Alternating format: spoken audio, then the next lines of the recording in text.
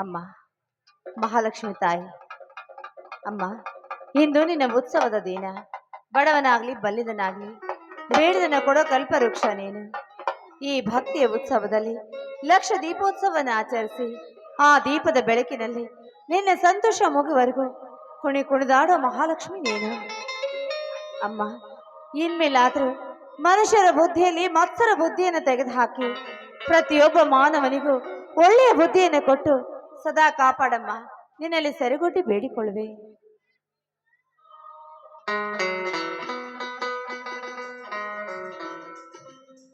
ಲಕ್ಷ್ಮಿ, ನಾಳೆಗಿರುವ ಲಕ್ಷ್ಮಿ ಪೂಜೆಯನ್ನು ಹಿಂದೇನೆ ನೆರವೇರಿಸಿಬಿಟ್ಟಿಯಮ್ಮ. ಹಾಗೇನಿಲ್ಲಣ್ಣ, ದಿನನಿತ್ಯ ಪೂಜೆ ಮಾಡೋ ಹಾಗೆ ಮಾಡಿದೆ ಅಷ್ಟೇ. ಬಾ ಅಣ್ಣ. ಹಾಗಾದ್ರೆ ತೆಗೆದುಕೊಳ್ಳಮ್ಮ ಈ ಸೀರೆಯನ್ನು. ಏನಣ್ಣ ಸೀರೆನಾ? ಇದನ್ನ ಯಾಕೆ ತಂದೆ ಅಣ್ಣ ಸೀರೆ? ನಾಳೆಗೆ ಲಕ್ಷ್ಮಿ ಪೂಜೆ ಅಲ್ಲಮ್ಮ, ಅದಕ್ಕಾಗಿ ತಂದಿರುವೆ. ಅಂದ್ರೆ ಬಿದ್ದು ಹೋದ ನಿನ್ನ ಮನೆಯಲ್ಲಿ ಲಕ್ಷ್ಮಿ ಪೂಜೆ ಮಾಡದೆ ಸುಟ್ಟು ಹೋದ ನಿನ್ನ ಹೆಸರಿಗಿದ್ದ ಮನೆಯಲ್ಲಿ ನಿನ್ನನ್ನು ಕರೆಯಿಸಿ ಲಕ್ಷ್ಮಿ ಪೂಜೆ ಮಾಡಿ ಹೇಗೆ ಈ ಸೀರೆ ಉಡಿಸಲಿ ಅಮ್ಮ? ಮನಸ್ಸಿನಲ್ಲಿ ಮಹಾಲಕ್ಷ್ಮಿ ಪೂಜೆ ಮಾಡಿಕೊಂಡು ಬಂದು ಮನಸಾರೆ ನಿನ್ನ ಮನೆಯಲ್ಲಿ ಸೀರೆ ಉಡಿಸಿ ಹೋಗಬೇಕಂದು ಬಂದೆ ತಂಗಿ. ಅಣ್ಣ ಏನಣ್ಣ ಇದೆಲ್ಲ? ಅಲ್ಲ ನಿನಗೆ ಕೈಯಲ್ಲಿ ಕೆಲಸ ಇಲ್ಲ ಅಂತ ನಿರ್ಗತಿಕನಾಗಿ ಅಲ್ಲಿ ಇಲ್ಲಿ ಅಲ್ದಾಡು. ಕೊನೆಗೊಂದು ಯಾವುದೋ ಕೆಲಸ ಸಿಕ್ಕು, ಅದು ಆ ಕೆಲಸದಲ್ಲಿ ನಿನಗೆ ಬರೋದೇ ಸಂಬಳ ಕಡಿಮೆ. ಅಂಥದ್ರಲ್ಲಿ ಇಷ್ಟೆಲ್ಲ ಸೀರೆ ಇದೆಲ್ಲ ಯಾಕಣ್ಣ ಬೇಕಾಗಿತ್ತು? ಸೀರೆ ತಂದು ಮಹಾಲಕ್ಷ್ಮಿಗೆ ಉಡಿಸಿ ಮಹಾಲಕ್ಷ್ಮಿ ಸ್ಥಾನದಲ್ಲಿರುವ ಮನೆ ಹೆಣ್ಣು ಮಗಳಿಗೆ ಉಡಿಸುವುದು ಮನೆ ಹಿರಿಯರ ಸಂಪ್ರದಾಯ. ಇಂದು ಆ ಸಂಪ್ರದಾಯವನ್ನು ಮಾಮ ನನಗೆ ಮಾಡುತ್ತಿದ್ದಾನೆ. ಇದೇ ಪೂಜೆಯನ್ನು ನಾಳೆ ಈ ನಮ್ಮ ಮನೆಯಲ್ಲಿ ಮಾಡಿ ನಿನ್ನ ಅಣ್ಣನಿಗೆ ಆಶೀರ್ವಾದ ಮಾಡಿಬಿಡು. ಅಯ್ಯೋ ಕಂದ, ಅದೆಷ್ಟು ತಿಳುವಳಿಕೆಯಪ್ಪ ನೀನು. ತುಂಬಾ ಜಾಣ ಕಣೋ ನೀನು. ನೀನು ಈ ಮನೆಯ ಮಗನಷ್ಟೇ ಅಲ್ಲ, ಈ ಮನೆಯ ದೇವರು ಕಣೋ.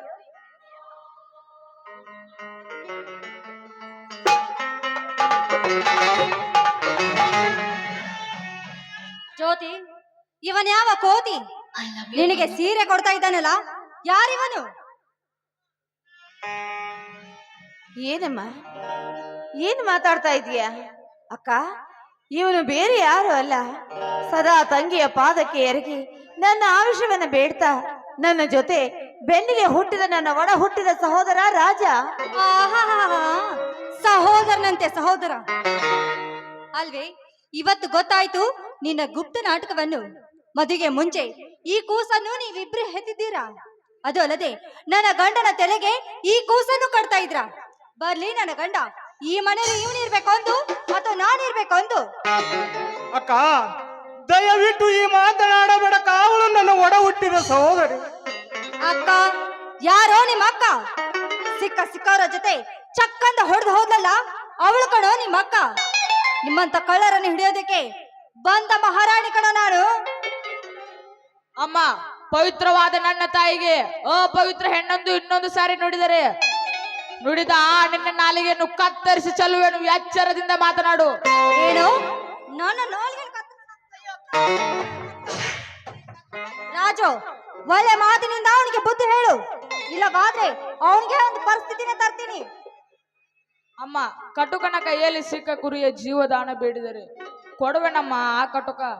ಅದರಂತೆ ಈ ಮಲತಾಯಿ ಎಂಬುವಳು ಆ ಕಟುಕನಿಗಿಂತ ಮಹಾ ಕಟುಕಳು. ರಾಜು, ಮಿತಿ ಮೀರ್ತಾ ಇದೆ ನಿನ್ನ ಮಾತು.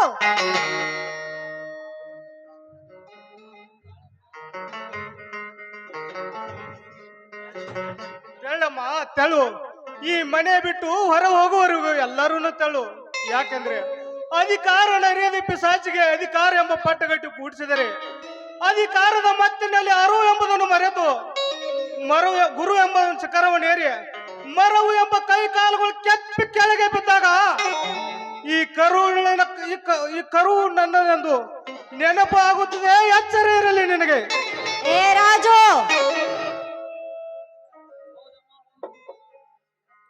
ಹೌದಮ್ಮ, ಹೌದು. ಒಂದೇ ರಕ್ತದಿಂದ ಉದ್ಭವಿಸಿ ಬೆಳೆದ್ರು ರಾಜ ಜ್ಯೋತಿರ ಬಳಿ ಒಂದೇ ಹೂ ಬಳಿ ಕಾಯಿಗಳೆಂಬುದನ್ನು ಮರೆತು ಆ ಮರ್ಯಾದೆ ಮೀರಿ ನಿನ್ನ ಕಾಮಿನಿ ಲೋಕಕ್ಕೆ ಎಳೆದು ಮಾತನಾಡ್ತಿ ಅಂದಾಗ ಇದೇ ಜನ ನಿನಗೆ ಚೀಮರ್ ಹಾಕುತ್ತಾರೆ. ಎಚ್ಚರ ಇರಲಿ.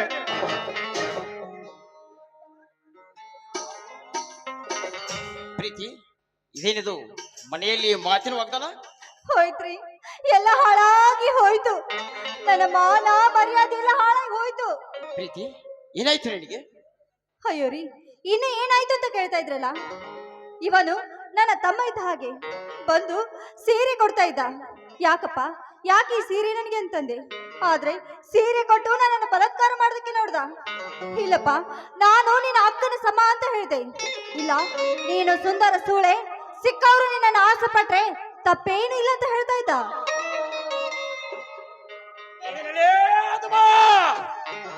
ಅಂದು ನನಗೆ ಮೋಸದಿಂದ ಹೆಣ್ಣು ಕೊಟ್ಟು ಇವನೇ ಮಾವನೆಂದು ಬೆನ್ನಿಗೆ ತೋರಿಸಿ ಅವಳನ್ನು ಯಮಸದನೆ ಕಟ್ಟಿ ಇಂದು ನನ್ನ ತಮ್ಮನಿಗೆ ಅದೇ ದಾರಿ ತೋರಿಸಿ ಎಂದು ನಾನು ನಿನ್ನನ್ನು ಜೀವಂತದಿಂದ ಬಿಡುತ್ತಾರೆ.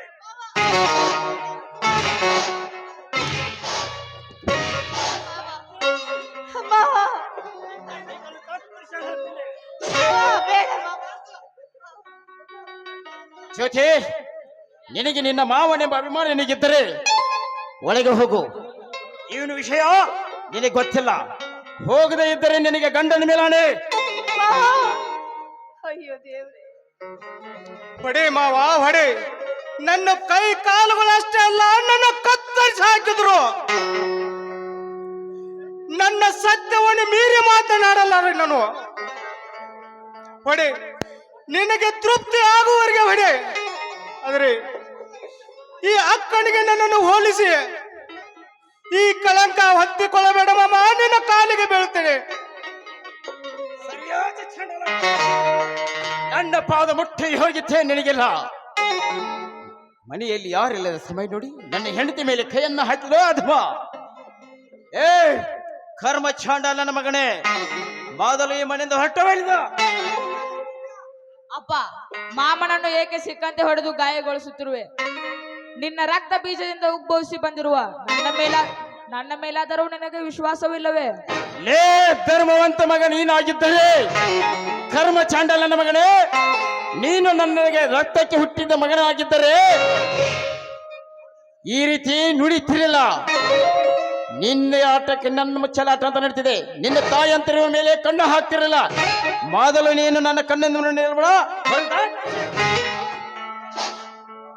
ಮಾಮ, ನೀನೇ ಕಾಮಣಿಯಾದವನ ಕಣ್ಣಿಗೆ ಇಡೀ ಪ್ರಪಂಚವೇ ಹಳದಿ ಕಾಣುವಂತೆ ನನ್ನ ಬಗ್ಗೆ ತಪ್ಪು ತಿಳಿಯಬೇಡ. ಈ ಕಣ್ಣನನ್ನು ಹೊರ ತಳ್ಳಬೇಡ. ನೀನೇನು ಶಿಕ್ಷೆ ಕೊಟ್ಟರೆ ನನಗೆ ಕೊಡು. ನಾನು ಅನುಭವಿಸಿಕೊಂಡು ಈ ಮನೆಯಿಂದ ಆಚೆ ಹೋಗುವೇನು ಮಾಮ, ಮನೆಯಿಂದ ಆಚೆ ಹೋಗು. ನಿಲ್ಲು ರಾಜಾ, ನಿಲ್ಲು. ನಿನ್ನನ್ನು ಹಾಗೆ ನಾನು ಹೊರಗೆ ಬಿಡುದಿಲ್ಲ. ನಿನ್ನಿಂದ ಬರತಕ್ಕಂತ 25,000 ರೂಪಾಯಿಯನ್ನು ವಸೂಲಿ ಮಾಡಿಕೊಂಡೇ ಇಲ್ಲಿಂದ ನಿನ್ನ ಹೊರಗೆ ತಾಳ್ತೀನಿ. ಮಾಮ, ನಾನೆಲ್ಲಿ ತೆಗೆದುಕೊಂಡಿನಿ ನಿನ್ನ ಹತ್ರ ಸಾಲ? ನನ್ನ ಅಕ್ಕನಿಗೆ ಇದ್ದ ಆಸ್ತಿ ನಿನಗೆ ಬಿಟ್ಟಿದ್ದೇನೆ. ನನ್ನ ತಂಗಿಗಿದ್ದ ಆಸ್ತಿ ನನ್ನ ತಂಗಿಗೆ ಬಿಟ್ಟಿದ್ದೇನೆ. ನನ್ನ ಯುದ್ಧ ಅರ್ಧ ಆಸ್ತಿಯಲ್ಲಿ ಭಾಗ ಮಾಡಿ ನನ್ನ ತಾಯಿಯನ್ನು ತೋರಿಸಿದ್ದೇನೆ ಅಂದಾಗ ನಾನೆಲ್ಲಿಂದ ಕೊಡಲಿ ಹಣ ನಿನಗೆ?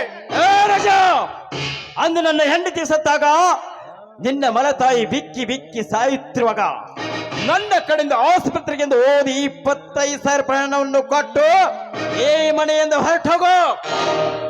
ಮಾಮ, ಯಾವುದೋ ದುರ್ಲಾಚನೆ, ದುರ್ಬುದ್ಧಿ, ದುರಾಸೆಗೆ ಒಳಗಾಗಿ ಈ ಹೆಸರನ್ನು ಕಳಂಕ ತರಬೇಡ ಮಾಮ. ನಾನೇನು ನಿನ್ನ ಕಡೆ ಸಾಲ ತೆಗೆದುಕೊಂಡಿಲ್ಲ. ಅಪ್ಪ, ಅನ್ಯರ ಆಸ್ತಿಗೆ ಆಸೆ ಮಾಡಿ ಪುಣ್ಯವಂತ ಈ ಮನೆಯ ಮರ್ಯಾದೆ ಕಳೆಯಬೇಡಪ್ಪ. ಮಾಮ ಹಣ ತೆಗೆದುಕೊಂಡಿಲ್ಲವೆಂದು ಹೇಳುತ್ತಿರುವಾಗ ಆ ಹಣವನ್ನು ದಿಟ್ಟತನದಿಂದ ಇಸಿದುಕೊಳ್ಳುವುದು ಒಳಿತಲ್ಲ. ಬಿಟ್ಟು ಬಿಡು ಮಾಮನನ್ನು.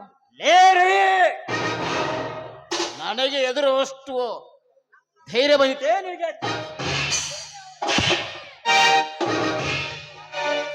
ಮಾಮ, ನನ್ನ ಆಸ್ತಿ ಸಲುವಾಗಿ ಆ ಕಂದನನ್ನು ಹೊಡೆಯಬೇಡ.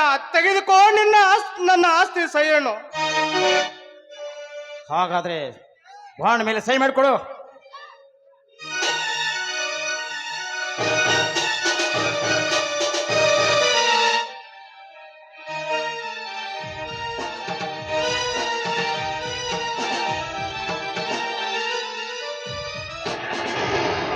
ಮಾಮ, ನಂದೊಂದು ಮಾತು. ಈ ಕಂದನ ಜೊತೆ ನನ್ನ ತಂಗಿಯನ್ನು ನಿನ್ನ ಹೊಟ್ಟೆ ಮಗಳಂತೆ ನೋಡಿಕೊಳ್ಳಬೇಕು. ಇದೇ ನನ್ನ ಕೊನೆ ಆಸೆ ಮಾಮ. ನಾನಿನ್ನು ಬರ್ತೀನಿ.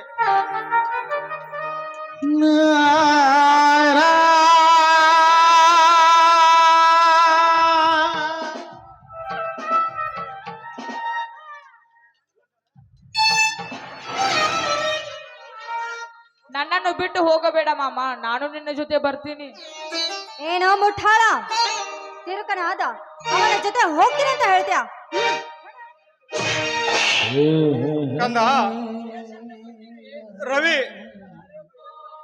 ಅಳಿಯ ಮಾವನ ಸಂಬಂಧ ಎಲ್ಲಿವರೆಗೆ? 3 ವರ್ಷ ಎತ್ತಿ ಆಡಿಸಿ ಕೈ ತುತ್ತು ಉಣಿಸಿ 3 ವರ್ಷ. ಆದ್ರೆ ನಾನು 10 ವರ್ಷ ನಿನ್ನನ್ನು ಎತ್ತಿ ಆಡಿಸಿ ಸಲಿಗೆ ನಿನ್ನನ್ನು ಸಾಕಿದ ಬಳಿಕ ಇನ್ನು ಮುಂದೆ ನಾನಲ್ಲಪ್ಪ ನಿನ್ನ ಅಪ್ಪ ಅಮ್ಮನೇ ನಿನಗೆ. ಧನಿಕರ ಇಂಥ ದೌರ್ಜನ್ಯದಲ್ಲಿ ಅಪ್ಪನ ಮಾತು ಕೇಳಿ ಶಾಲೆ ಕಲಿತ ವಿದ್ಯಾವಂತನಾಗಿ ಅನ್ಯಾಯವನ್ನು ಮಾಡ್ತಿರೋ ನೆತ್ತಿಯ ಮೇಲೆ ಕಾಲಿಟ್ಟು ಅಧಿಕಾರವನ್ನು ದಿಕ್ಕಿಸಿಕೋ ತಂದೆ, ಅಧಿಕಾರವನ್ನು ದಿಕ್ಕಿಸಿಕೋ. ಏನ್ರಿ ಅವನ ಮುಖವನ್ನ ಹಾಗೆ ನೋಡ್ತಾ ನಿಂತಿದ್ರಲ್ಲ, ಮೊದಲು ಆಚೆ ನೂಕಿ ಅವನನ್ನ. ಏ ರಜೋ, ಮೊದಲೇ ಮನೆಯಿಂದ ಹೊರಟೋಗ.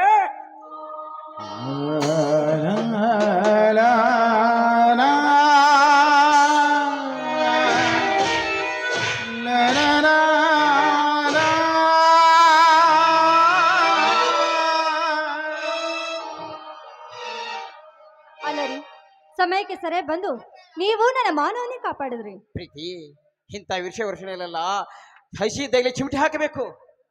ಅಲ್ಲರಿ, ಈ ನಿಮ್ಮ ಸರ್ವ ಆಸ್ತಿಗೆ ನಿಮ್ಮ ತಮ್ಮ ಹಕ್ಕುದಾರನೇ? ತಮ್ಮನಾಗಿ ಬಂದ ಮೇಲೆ ಅವನಿಗೂ ಅಧಿಕಾರ ಇಲ್ಲವೇ? ಎಲ್ಲಿದೆ ನಿಮ್ಮ ತಲೆ? ಒಬ್ಬ ಶಿಕ್ಷಕನ ಹೆಂಡತಿ ನಾನು. ನಿಮ್ಮ ಆಸ್ತಿಯಲ್ಲಿ ನನಗೂ ಪಾಲಿಲ್ಲವೇನು? ಅಂದ್ರೆ ನಿಮ್ಮ ಆಸ್ತಿಯಲ್ಲಿ ನನಗೂ ಕೂಡ ಪಾಲ್ ಬೇಕು. ಒಂದೇ ಒಂದು ಸಹಿ ಹಾಕ್ಬಿಟ್ರೆ ನನಗಷ್ಟೇ ಸಾಕು. ನೀನೇ ನನ್ನೊಳಗಿರುವಾಗ ನಾಳೆಗೇನೆ ಸಬ್ರಷ್ಟಿ ಕಡೆಗೆ ಸಹಿ ತೆಗೆದುಕೋ. ಈ ನುಡಿಯನ್ನು ಕೇಳಿದ ನೀನೇ ನುಡಿಸುವ ಒಂದು ಸುಮಧುರ ಗೀತೆಯನ್ನು. ಹಾಗೆ ಹಾಗೆ. ಪ್ರೇಮವೇ ಪ್ರೇಮವೇ ಪ್ರೀತಿಯ ರಾಗವೇ ಹೃದಯದ ಭಾವವೇ ಜೀವದ ಬಂಧವೇ.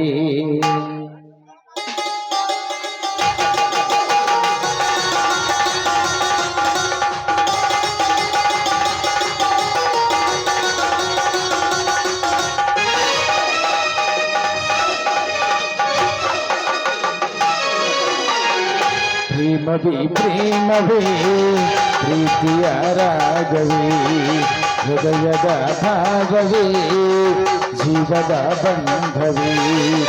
ನನ್ನಂತರಾಳದಲ್ಲಿ ಹಾಡಿನಲಿವ ಹಂಸವೇ. ಪ್ರೇಮವೇ ಪ್ರೇಮವೇ ಪ್ರೀತಿಯ ರಾಗವೇ ಹೃದಯದ ಭಾವವೇ ಪ್ರೇಮದ ಬಂಧವೇ.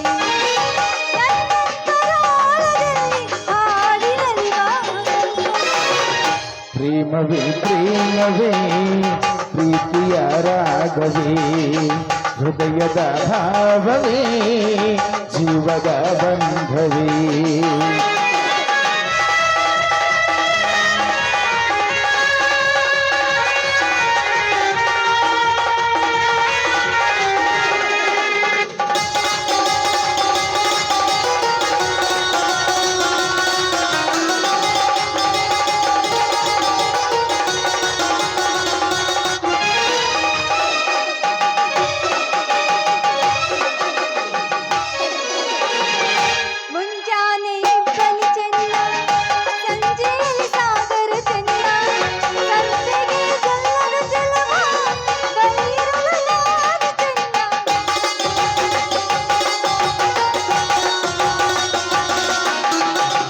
ಸಾಗರಿಯು ಬಾನಿಗೆ ಚೆನ್ನ ತಾವರೆಗೆ ನೀರಿಗೆ ಚೆಲ್ಲ ತಾವರೆಯ ಕಣ್ಣಿಯ ಚೆಲುವೆ ಜೊತೆಗಿರಲು ನಾನು ಚೆನ್ನ ಋಷಿಯದ ಪ್ರೀತಿಯಲ್ಲಿ ಕುಂಕುಮವು ಚೆನ್ನ ಇಂಪಾದ ಸ್ವರಗಳಿಗೆ ಗಮಕಗಳು ಚೆನ್ನ ಶ್ರೀಮತಿಯೋ ಜೊತೆಗಿರಲು ಹಾಲು ಜೇನಿಗಿಂತ ಚೆನ್ನ ಪ್ರೇಮವೇ ಪ್ರೇಮವೇ ಪ್ರೀತಿಯ ರಾಗವೇ ಹೃದಯದ ಭಾವವೇ ಜೀವದ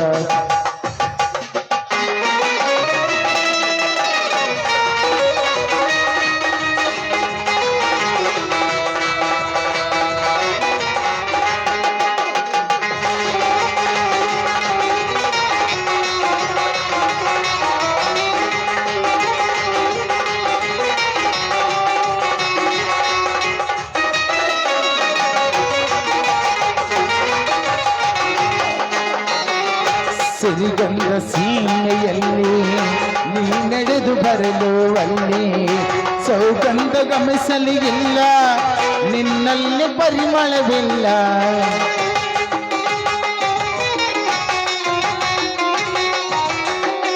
ಪ್ರೀತಿಯ ಬುತ್ತಿ ಹಿಡಿದು ಮಲೆನಾಡ ಮಲ್ಲಿಗೆ ಮುಡಿದು ಹಸಿರೂರ ಬೀದಿಯ ಚೆಲುವ ಮುತ್ತಿಗಳು ಬಂದನು.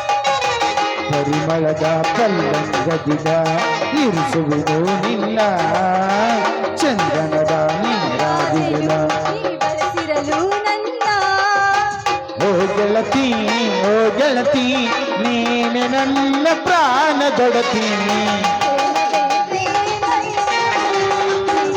ರಾಗವೇ ಹೃದಯದ ಭಾವವೇ ಜೀವದ ಬಂಧವೇ ನನ್ನಂತರಾಳದಲ್ಲಿ ಹಾಡಿನಲಿವ ಹಂಸವೇ ಲಾರಲ ಲಾರಲ ಲಾರಲ ಲಾರಲ ಲಾರಲ ಲಾರಲ ಲಾರಲ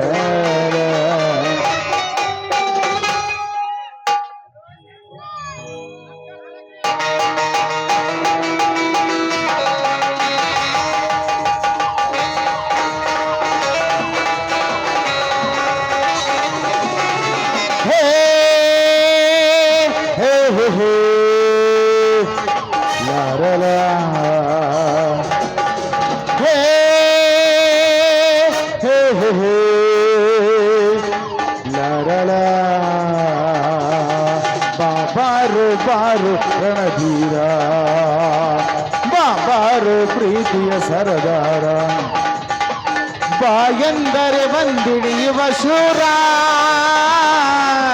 ನೀ ಬಂದರೆ ದಿಗ್ವಿಜಯದ ಹಾರ ಬಾಬಾರು ಬಾರು ರಣಧೀರ ಬಾಬಾರು ಪ್ರೀತಿಯ ನಮ್ಮಣ್ಣನ ಹೇಳಿಕೆಯಂತೆ ಮುಂದುವರಿಯಿತು ಈ ನನ್ನ ಕಪಟ ನಾಟಕ ರಾಜ್ಯ.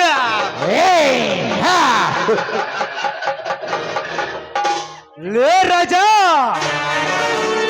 ಈ ಷರತ್ತೆಂದರೇನು ಈಗಲಾದರೂ ನಿನಗೆ ಚೆನ್ನಾಗಿ ಅರ್ಥವಾಯ್ತಾ?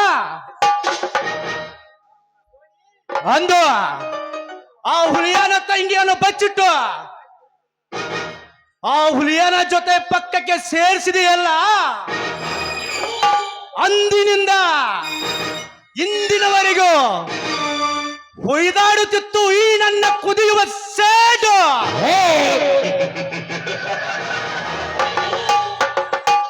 ಲೇ ಸುಂದರ, ನಿನಗೆ ಆಯಲ್ ಮಿಲ್ಲಿನ ಆಸೆ ಹಚ್ಚಿ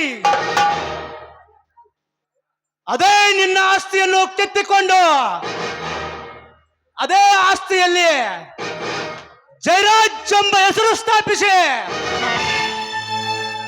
ಆ ಜ್ಯೋತಿಯನ್ನು ಕೈ ಹಿಡಿದು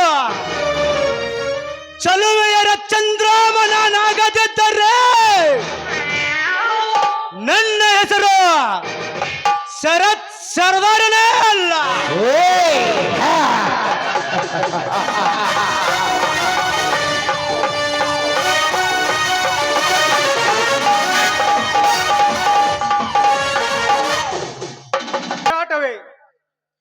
ಎಂತ ಪರಿಯಾಗಿ ಬರ್ದೀಯಾ ನನ್ನ ಹಣೆ ಬರವನು. ಈ ಜಗ ಮೆಚ್ಚಿದ ಮಗನಾಗಿ ಬಾಳಬೇಕೆಂಬ ನನ್ನ ದೈವಕ್ಕೆ ಈ ದುರ್ವಿಧಿಯಾಗಿ ನಿಂತು ಒಡ ಹುಟ್ಟಿದ ತಂಗಿಯ ಮೇಲೆ ಕಣ್ಣು ಹಾಕಿದ ಕಾಮುಕ ಇವನೇ ಎಂದು ಬೆರಳು ಮಾಡಿ ತೋರಿಸಿದೆಯಲ್ಲ. ಹೇಳು ತಂದೆ ಹೇಳು, ಮಲ ತಾಯಿಯ ಮಸ್ತರ ಬದ್ದಿಗೆ ತುತ್ತಾಗಿ ಜೀವ ತೆಗೆದರು. ಇಂಥ ಕಷ್ಟವನ್ನೆಲ್ಲ ಅನುಭವಿಸದೆ ನನ್ನ ಹಳೆಯ ರವಿಯನಿಗೆ ನನ್ನ ಆಸ್ತಿ ನಿನ್ನ ಪಾಲಿಗೆ ಹಚ್ಚಿ ನಿನ್ನನ್ನು ಜೋಪಾನ ಮಾಡ್ತೇನೆ ಎಂದು ಮಾತು ಕೊಟ್ಟಿದ್ದೆ. ಆ ಮಾತಿಗೆ ಮರುಳಾಗಿ ಆ ಪ್ರೀತಿಗೆ ಸುತ್ತಾಗಿ ನನ್ನನ್ನು ಈ ಜಗಕ್ಕೆ ಕಟುಕನಾಗಿ ಮಾಡಿದೆಯಲ್ಲ ತಂದೆ, ಕಟುಕನಾಗಿ ಮಾಡಿದೆಯಲ್ಲ. ಈ ಜಗದಲ್ಲಿ ಬರದಿರುವ ನನ್ನಂತ ಬರಹವನ್ನು ಇನ್ಯಾರಿಗೂ ಬರೆಯಬೇಡ ತಂದೆ, ಯಾರಿಗೂ ಬರೆಯಬೇಡ. ಕಷ್ಟ ಅಂತೂ ಕೇಳಿದರೆ ಸುಖವನ್ನು ಬಯಸದೆ ನೀನಿರು. ಆದರೆ ನನ್ನಂತ ಕಷ್ಟವನ್ನು ಹಾಕಿ ತಂಗಿಗೆ ಸರಗು ಹಾಸುವ ಅಂತ ಅಣ್ಣನಾಗಿ ಮಾಡಿದೆಯಲ್ಲ ತಂದೆ, ಅಣ್ಣನಾಗಿ ಮಾಡಿದೆಯಲ್ಲ ಅಣ್ಣನನ್ನು. ಈ ಜಗದಲ್ಲಿ ಇದನ್ನು ಬಿಟ್ಟರೆ ಇನ್ನು ಮುಂದೆ ನಾನು ಸಾಯುವುದೇ ಲೇಸು, ಸಾವೇ ಲೇಸು.